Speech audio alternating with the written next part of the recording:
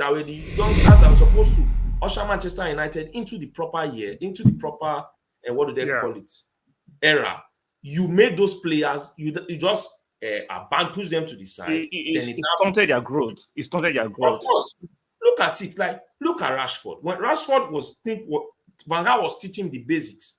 Now Mourinho was teaching him power, just power and speed. You won't have those things forever. You will have your brain. Yeah, brain. And that's the problem. Now, Mourinho left. They brought in Ole Gunnar Solskjaer. In some moments, it was up and down, right? Yes, I don't know how they did it, finished second. We all thought, oh, when Ronaldo came, person is young. You took the jersey because Zlatan was all those things that young players do not need at the time. Because you've coached Drogba, you've coached, and that is their downfall. Because all those players he bought, all those players didn't last at Manchester United enough to carry them. Okay. Those guys were there maximum 3 years, and they left. So the players that you hurt, that were the youngsters that were supposed to usher Manchester United into the proper year, into the proper, and what do they call it, era.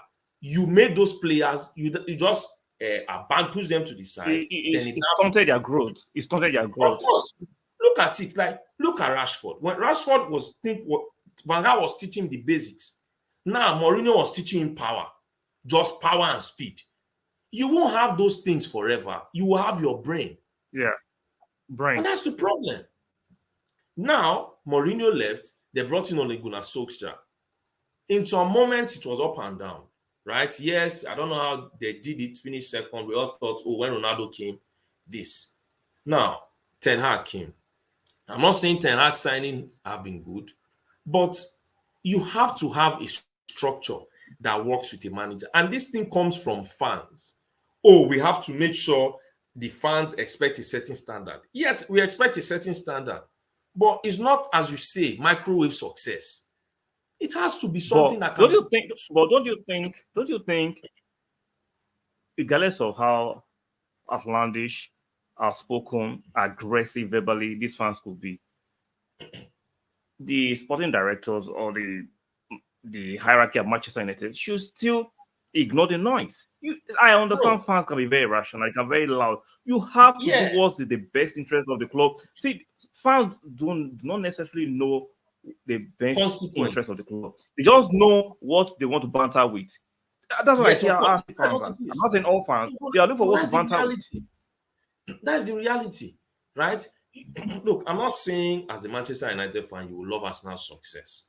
You understand? Based off of the fact where you have been over how many years or where you were. But even over how many years we're talking about, most of the fans that we have now, most of them never really experienced it. Maybe they experienced 2 or 3 seasons of the success.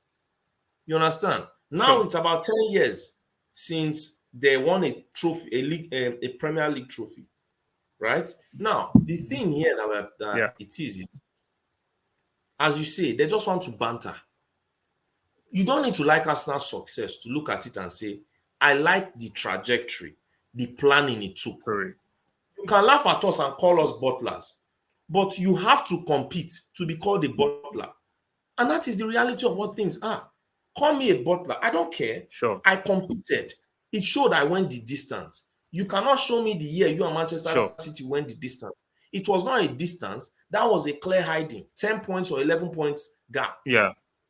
That's what it was. Ours was 5 points. It could have easily gone down to the wire. And to all those clowns, when Saliba was missing this and that, we are seeing it. So now, we look at it and say, it took us 2 years to build. But look at where we are. This is our second season at Christmas. It took Klopp 4 years before he could actually compete. Now, it took him longer time maybe to buy players, but it has taken Arteta 2 years to build. And consistently, he has been at the top. Yeah. Any squad. Sure. So, when people make all these funny noises, sometimes taking a step back before you take it forward is the best stage. But these guys, they don't want to listen. What they care about is, as a fan, we have standards. Look, you have standards. Those standards that you met, you never set them. It's because those standards Yeah. existed. That's why you actually became a fan. If there The are no standard standards, conversation is yeah. The standard conversation is just a contrarian and it's a dumbass conversation sometimes, because don't let people mislead you in their bad faith argument. Like, if you are of a certain tax bracket, regardless of your standard, you have to tailor it to what you can afford. Like, you can't be saying you have standard. You can't at a particular time. Some standard has to be adjusted to who you are at that time. Yeah. While you build up, then you can improve on what you move as a barometer standard. Yeah, I have standard. So who cares? At the moment, your standards have to be tailored to what man using at the moment. So all this nonsense you have standard is just some nonsense. It's just a talking point that is thrown at idiots who can't think for themselves. But we have to answer the real question. Who is going to get sacked first?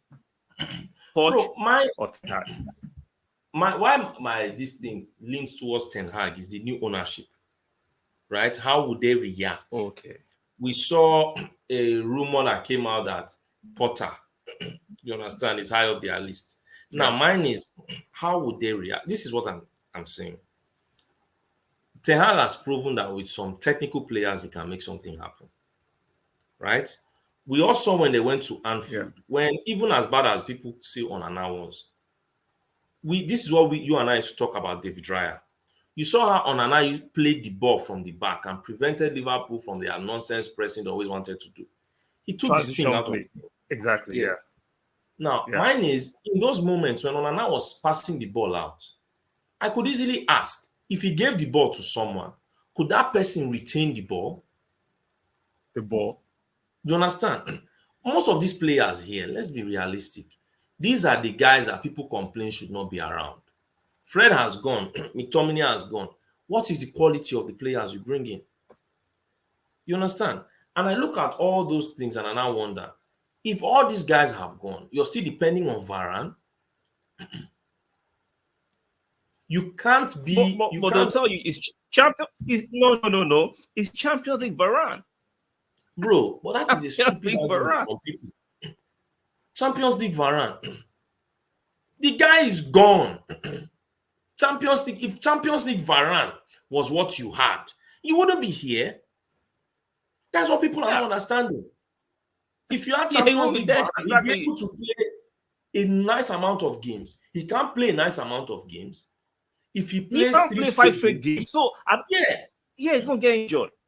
He's gonna get injured. I hate when I see these big content creators who are gaslighting and saying, "Oh, why is Ten Hag not always playing Varane?" Now because he played against Liverpool and that is 0-0 draw. Oh, it's justification for their argument. I'm like, now if I know somebody gets injured, right?